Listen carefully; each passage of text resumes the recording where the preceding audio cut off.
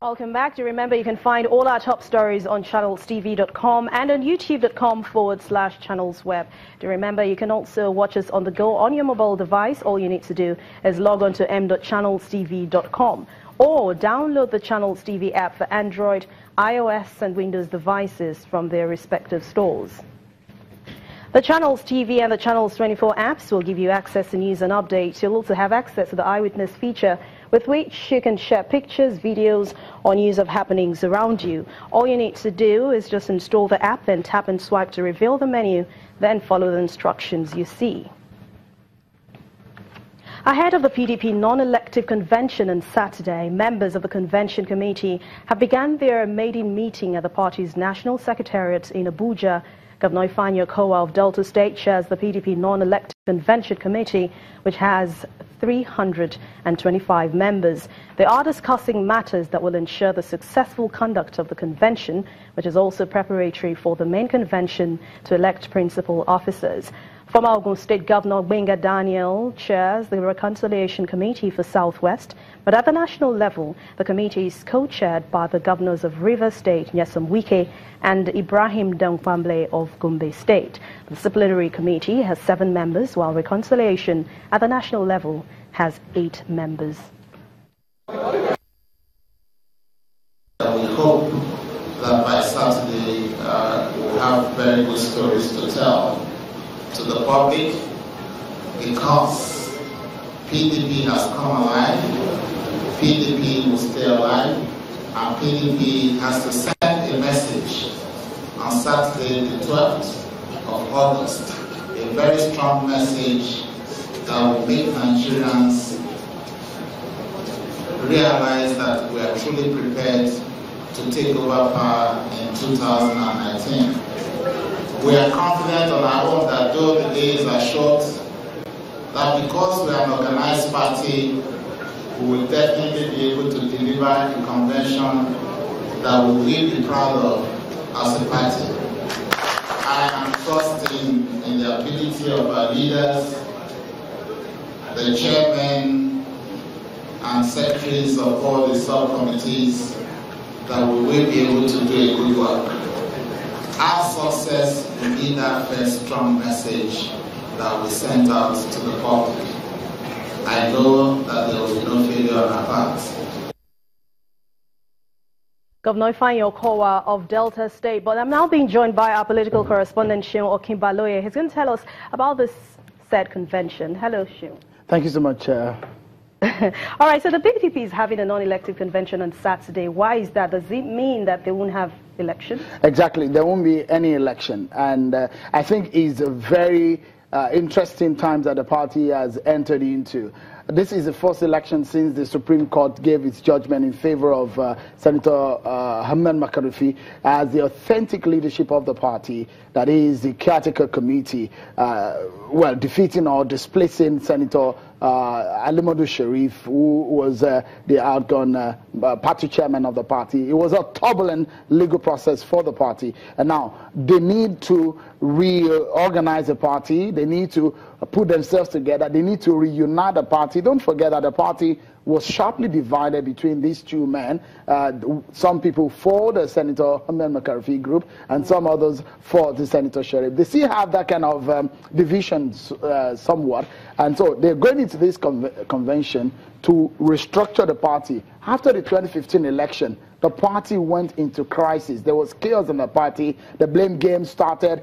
You were the one who caused it. You guys were the one who caused it. And so that was what the party has entered into for 2 years now, and they've not been able to get out of this. This convention is going to be very interesting and critical for them. If they are able to put themselves together, you see that they have a lot of committees, the conciliating committees, this disciplinary committee and all of that. They need all of this. They don't have a party as it stands right now, because a party in chaos is really no party. So the reason of a party is unison.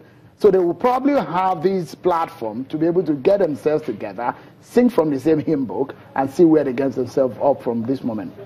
Singing from the same hymn book, that sounds very interesting. But one would also ask, I mean, have they resolved their issues? They're planning a convention. Has the PDP resolved the issues in the party first? A very big one. The party is in crisis. Just yesterday and the day before yesterday, the Southwest has been mostly the battlefield in the political landscape of Nigeria from the First Republic, even from before independence. We've always seen how Southwest has always had a very intense political game. And so the Southwest in the PDP has not gotten it right. So many states in the PDP are still having their crises. Don't forget, they just moved from the Supreme Court judgment, and this era is going to be very critical for them.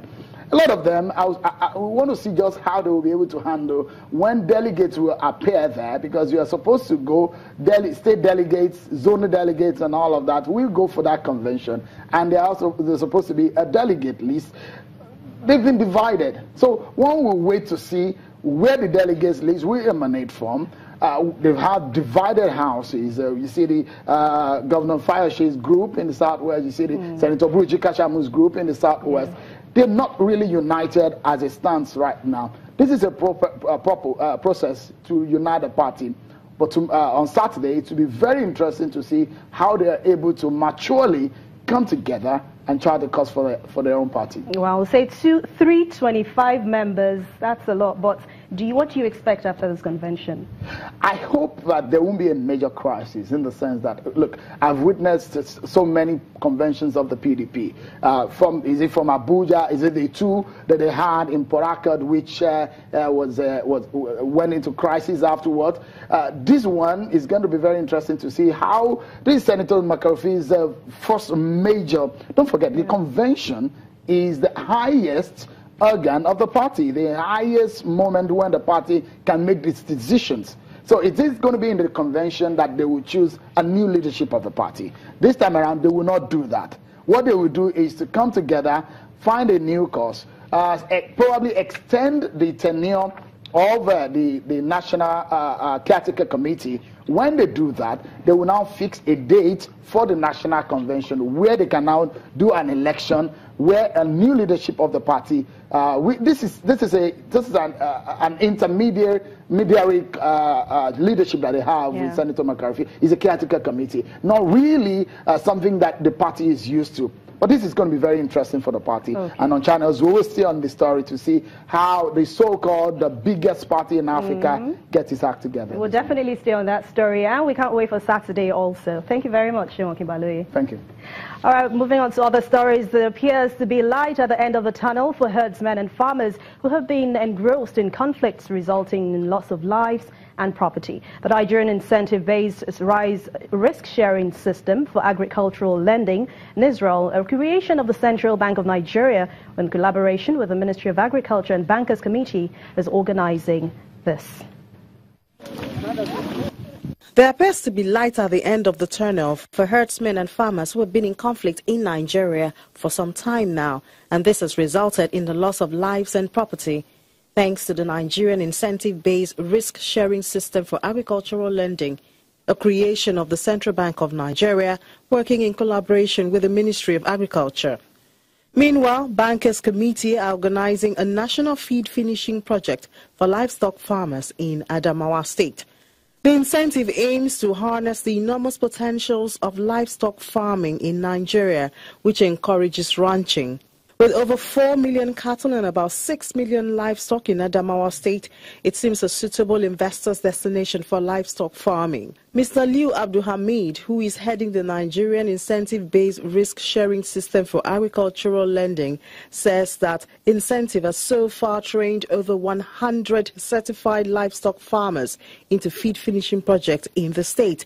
He gives reasons why the project is starting from here. We believe this is a fundamental tool you can work with.